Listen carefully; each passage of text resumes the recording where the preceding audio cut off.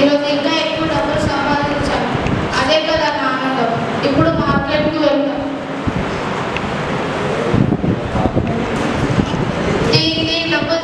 బాబు, మా దగ్గర ఇంకా బోని కాలేదు, అయ్యాక ఇస్తాను. అదంతా నాకు సంబంధం లేదు. నా డబ్బులు నాకు ఇవ్వు. తీసుకోండి బాబు.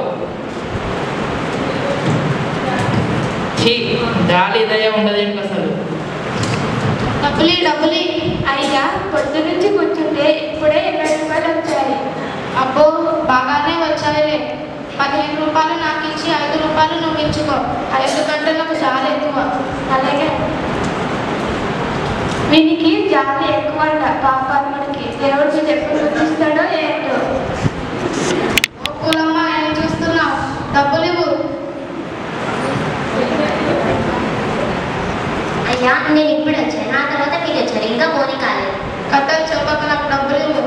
అయ్యా, నా దగ్గర పూలు కావాలంటే తీసుకోండి. నాకు పూలతో సంబంధం లేదు, నాకు డబ్బులతోనే సంబంధం.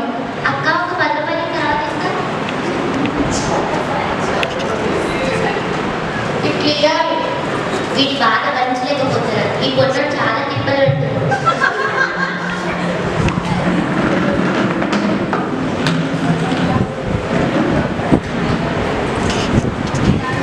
దేవుడు చాలా అద్భుతాలు చేస్తున్నాడు కదా. అవును, చౌటి వారు పెడుతున్నారు, చనిపోయిన వాళ్ళని కూడా లేపుతున్నాడు. ఇలా చాలా చేస్తున్నాడు దేవుడు. యేసు ఎంత మంచివాడు కదా, మహిమ గలవాడు అంటే కదా.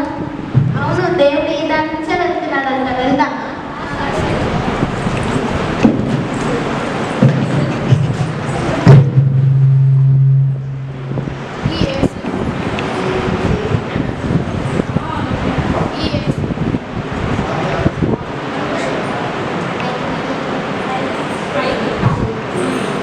ఈ యేసు ఎవరు? అందరూ ఈ గురించి ఇంత మంచిగా చెబుతున్నారు. నాకంటే మంచివాడా? ఈ దారి నుంచే వెళ్తున్నాడంట కదా. ఆయనని చూడాలి. కానీ నేను పొట్టివాడిని కదా. ఎలా? సరేలే, ఏదైనా చెట్టు ఎక్కి చూద్దాం.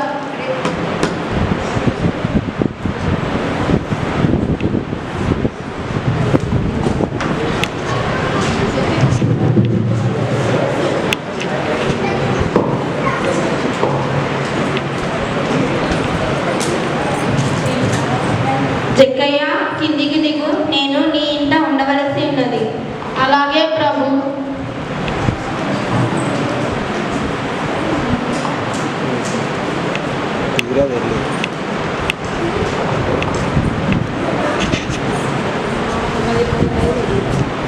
కూర్చోండి ప్రభు.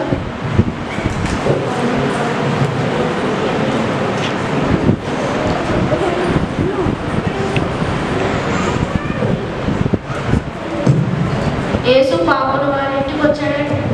అవును, నాకు నచ్చలేదు. ప్రభు, నా ఆస్తిలో సగం భాగం పేదలకు ఇస్తారు. ఇంకా ఎవరి దగ్గర అయితే అన్యాయంగా డబ్బులు తీసుకున్నానో వాళ్ళకి 4 అంతలుగా మరలా చెల్లిస్తాను. ఈయన అబ్రహాము కుమారుడే. ఎందుకనగా నేడు ఇంటికి రక్షణ వచ్చి ఉన్నది. నశించిన దానిని వెదకి రక్షించుటకు మనుష్య